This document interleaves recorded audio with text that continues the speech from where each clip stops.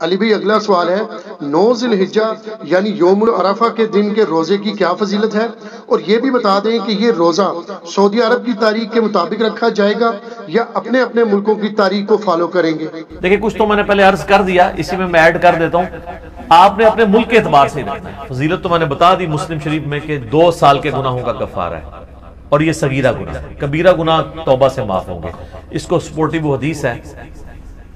صحیح مسلم کی کہ اگر کبیرہ گناہوں سے بچا جائے تو ایک نماز سے دوسری نماز، ایک جمعے سے دوسرا جمعہ، اور ایک رمضان سے دوسرا رمضان درمیان کے گناہوں کا کفارہ ہے، اگر کبیرہ گناہوں سے بچا جائے۔ اب ایک شخص نے ایک جمعہ پڑھا اور اگلا جمعہ پڑھا، بیچ میں ایک نماز بھی چھوڑ دی، تو کبیرہ گناہ اس نے کر لیا۔ تو کبیرہ گناہ جو ہیں وہ توبہ سے معاف ہوں گے اور اپنی اصلاح کرنا سے۔ صغیرہ گناہ آٹومیٹکلی معاف ہو جاتے ہیں بغیر توبہ کے بھی، نیک اعمال کی وجہ سے، جو قرآن پاک میں ہے نا کہ نیکیاں جو ہیں وہ گناہوں کو مٹا دیتی ہیں۔ وہ کون سے گناہ جو چھوٹے موٹے انسان سے لا علمی میں چھوٹے موٹے گناہ ہو جاتے ہیں، یہ علیحدہ بات ہے کہ آلموسٹ جتنے گناہ ہیں وہ کبیرہ ہی ہیں جن سے توبہ کیے بغیر چارہ نہیں۔ بخاری مسلم سے کم از کم میں نے 20 گناہ، اور قرآن پاک میں بھی سمجھ لیں 8-10 گناہ تو آئے ہوئے، شرک، ماں باپ کی نافرمانی، قتل نہ حق، زنا، یہ تو قرآن میں آیا، شراب نوشی، جوا، جادو، یہ وہ سارے بڑے بڑے، غیبت، چغلی، وعدہ خلافی، آلموسٹ جتنے گناہ آپ کو نام آپ لے سکتے ہیں وہ سارے کبیرہ گناہ ہیں۔ تو ان سے آپ نے اگر بخشش کروانی ہے توبہ اور اپنی اصلاح کرنا ہے، صرف توبہ کرنے سے کام نہیں چلتا، اس کی توبہ کا طریقہ ہی اپنی اصلاح ہے۔ تو یہ صغیرہ گناہوں کے اگینسٹ ہے۔ وہ اکثر لوگ اعتراض کرتے ہیں جی گزشتہ اور آئندہ، آئندہ کے لیے ایک کہ آئندہ کے گناہ بھی معاف ہو جائیں گے، وہ آپ جن گناہوں کی معافی سمجھ رہے ہیں نا وہ تو اس سے ہونے ہی کوئی نہیں ہے، وہ تو ویسے ہی نماز پڑھنے سے آئندہ کے گناہ تو معاف ہوں گے ایک فضیلت کے طور پہ۔ اسی لیے بعض محدثین نے اس کا ترجمہ یہ کیا ہے کہ 2 سال کے گناہوں کا کفارہ ہے۔ تو یہ بامحاورہ بھی بات ہو سکتی ہے، تعویل اس کی بھی کی جا سکتی ہے۔ رہا کہ سعودیہ کے مطابق کرنا ہے تو یہ تو ان 15-20 سالوں کی ایک زیادہ مصیبت ہے۔ ادروائز اگر آپ 8 سے 40-50 سال پہلے جائیں، جب یہ سیٹلائٹ ٹی ویز کا سلسلہ ہمارے علاقوں میں یہاں شروع نہیں ہوا تھا، ریئل ٹائم ڈیٹا نہیں آتا تھا، تو اس وقت تو ہمیں پتہ ہی نہیں ہوتا تھا کہ آج سعودیہ میں یوم عرفہ ہے یا نہیں ہے۔ تو اگر پہلے آلموسٹ 1400 سال کے مسلمان اپنے اپنے علاقوں کے مطابق یوم عرفہ کو لے کے چل رہے ہیں، تو اب بھی وہی اب شریعت بدل تو نہیں جانی ہے۔ اس میں زیادہ رسک ہے کہ کوئی کہ جی میں سعودیہ کے مطابق رکھوں گا کیونکہ اس وقت ہے،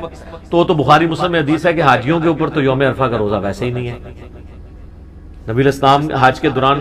صحابہ نے آپ کو پیالہ مشروب کا پیش کیا، یہ چیک کرنے کے لیے آپ نے روزہ تو نہیں رکھا، تو آپ نے پی لیا، تو صحابہ کو پتہ چل گیا کہ غیر حاجی کے لیے روزہ، حاجی کے لیے نہیں ہے۔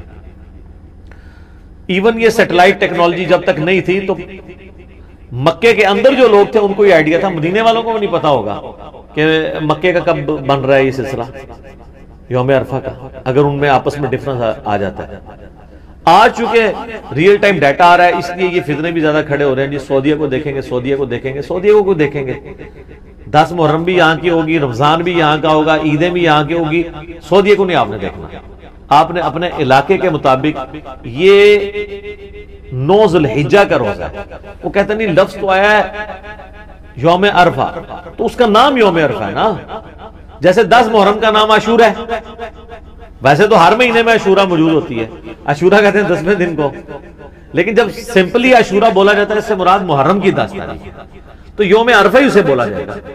تو اس لیے آپ نے اپنے علاقے کے مطابق اس کو لے کے چلنا ہے۔ اور باقی اس میں علم الکلام اور فقہ والا جواب یہ ہے کہ آج سے 40-50 سال پہلے تک تو آپ کی شریعت ہی پھر یہ والی لاگو نہیں تھی جو آج آپ نے امت کے اوپر لاگو کر دی ہے۔ تو پہلے 1300 سال کے مسلمان جس شریعت کو فالو کر رہے تھے، ہم آج بھی اسی شریعت کو بہتر سمجھتے ہیں فالو کرنے کے اعتبار سے۔ دوسرا یہ ہے کہ امریکہ میں جس وقت دن ہوتا ہے تو سعودی عرب میں رات ہوتی ہے، سعودی عرب میں جب یوم عرفہ آنا ہے تو امریکہ میں تو اس وقت رات ہوگی۔ وہ کہتے ہیں نہیں جب وہ وہاں پہ داخل ہو رہا ہوگا تو داخل تو دن پھر یہاں سے داخل ہونا شروع ہوتا ہے نا۔ زمین تو آپ کو پتا ہے نا مشرق سے مغرب کی طرف روٹیٹ کر رہی ہے، اس لیے مشرق میں پہلے سورج نکلتا ہے، پہلے سورج نکلے گا مشرق میں۔ آپ جائیں گے آسٹریلیا کی طرف چلے جائیں تو پہلے سورج طلوع ہو رہا ہے ہم سے، پھر اس طرح کرتے کرتے کرتے جب ہمارا طلوع ہوتا ہے تو ہمارے سے 2 گھنٹے بعد سعودیہ کا ہوتا ہے، تو دن تو وہی ٹریول کر رہا ہے نا اس اعتبار سے. تو اگر آپ اسپیسیفکلی دیکھیں تو دن پہلے، لیکن وہ چاند کی تاریخوں کا اعتبار چونکہ علیحدہ ہوتا ہے، اس کے اوپر بھی میرا رؤیت ہلال کے اوپر اور چاند دیکھنے کے مسئلے کے اوپر، مون سائٹنگ کے اوپر ویڈیو کلپ ریکارڈڈ ہے. مختصر یہ ہے کہ آپ اپنے علاقے کے مطابق رکھیں گے، اور کل کو اگر آپ نے یہ کہنا ہے کہ ہم نے ماہ دیکھنا ہے تو پھر آپ میں سے کوئی ایک اور بندہ اٹھے گا، وہ کہے گا جی یہ جو آپ پھر عید کر رہے ہیں پھر وہ بھی سعودیہ کے مطابق کریں، کیونکہ اصل تو وہ جو ہے وہ حج کی یہ رسم باقی رکھی گئی ہے، تو حج تو وہاں پہ ہو رہا ہے، یہ پھر اگلی فقی ہے. اسی طریقے سے وہ جو مولا علی علیہ السلام کا میں نے بتایا سن کبرا البیہقی اور مصنف ابن ابی شیبہ سے کہ وہ 9 ذو الحجہ کی صبح سے لے کے فجر سے لے کے 13 کی عصر تک تکبیرات پڑھتے تھے، تو آپ پھر کہیں گے جی وہاں تو تکبیرات شروع ہو چکی ہوئی ہیں، تو وہ تو پھر آپ کو 8 کو شروع کرنی پڑیں گی یہاں اور ایک دن پہلے ختم کرنی پڑیں گی. ایک فائدہ ہو جائے گا کہ جنہوں نے سیاپا ڈالا ہے نا وہ آج کی قربانی جو ہے وہ 3 دن پہ آ جائے گی،